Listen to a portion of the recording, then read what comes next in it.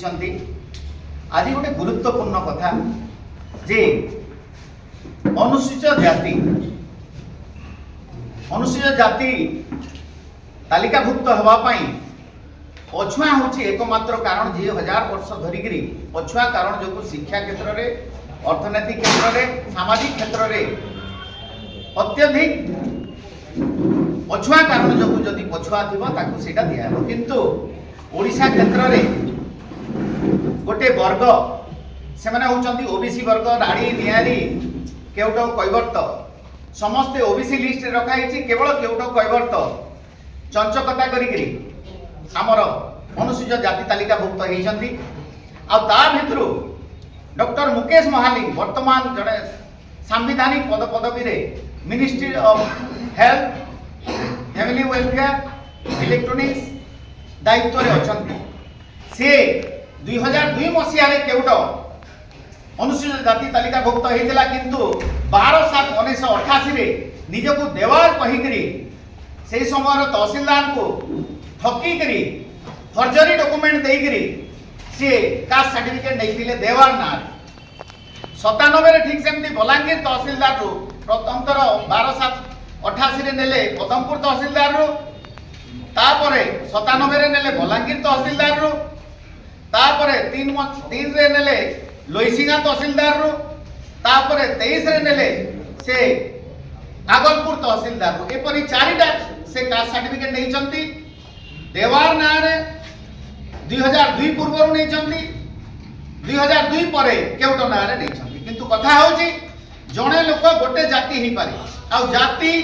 जन्म अनुसार सीए जदि देवार रो पुओ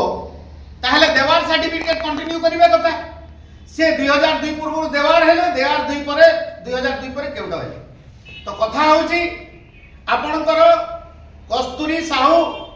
वर्सेस स्टेट ऑफ ओडिशा 2005 रो मान्यवर ओडिशा उच्च न्यायालय रे कहि दिचंती जे 2002 पूर्वरु केउट कैवर्त जहा कास्ट सर्टिफिकेट नै छिंती सेटा होची अवैध अनकॉन्स्टिट्यूशनल आर्बिट्ररी किंतु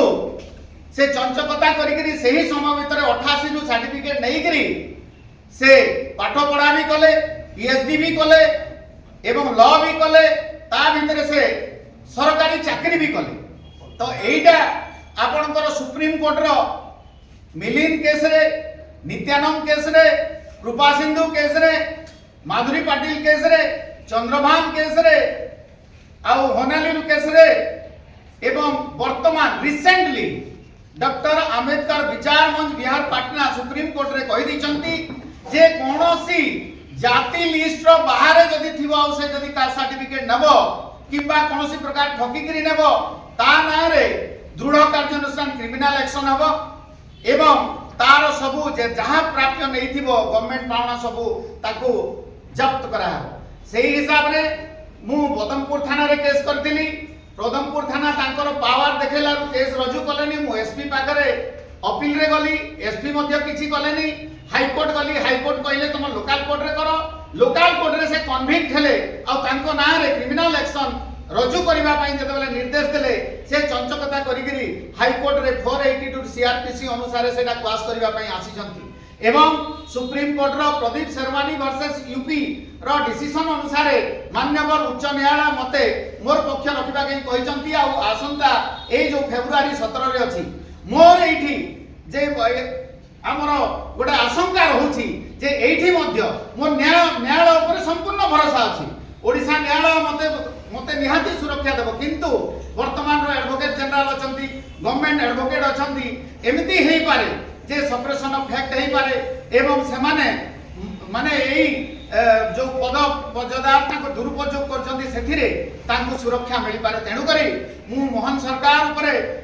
दाबी करूछि जे एई 85 लाख लोक आपन को अनुसूचित जाति लोक आपन को सपोर्ट कली बोली कि आज आपन मुख्यमंत्री हेचंती आपन जने आदिवासी संप्रदाय आसुचंती रिजर्वेशन रु आसुचंती आपण अनुसूचित जाति अनुसूचित जनजाति भाई भाई आपण आमको सुरक्षा दिंतु आमे कहूछु जे एई फेब्रुआरी 17 पूर्व तांको मंत्री पदरु बाहर करंतु नहेले आमे न्याय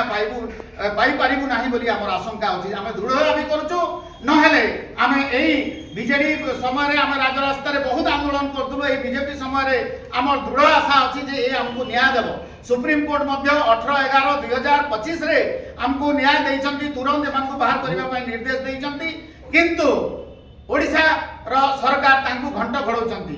हमर फेब्रुआरी 17 पूर्वरु एही सरकार जदि मुकेश महालिंग को तांकर पदरु न बाहर करंती मंत्री पदरु न बाहर करंती ताहेले निहाती से आगामी दिन रे पंचायत इलेक्शन हेबाकू जाउची आमे बाध्य होइकरी बीजेपी सरकार रो अनुसूचित जाति आमे 17-18% जोटा अछु समग्र आमे विरोध करिवु।